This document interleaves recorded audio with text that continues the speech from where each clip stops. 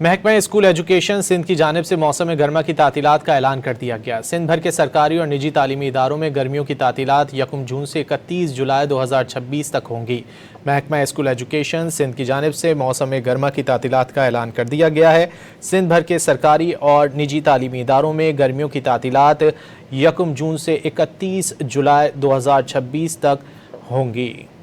محکمہ school education Sindh کی جانب سے موسم گرما کی تعطیلات کا اعلان کر دیا گیا ہے۔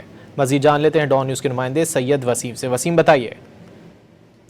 جی بالکل، اسٹیئرنگ کمیٹی کے فیصلے کی روشنی میں محکمہ اسکول ایجوکیشن نے موسم گرما کی تعطیلات کا اعلان کر دیا ہے۔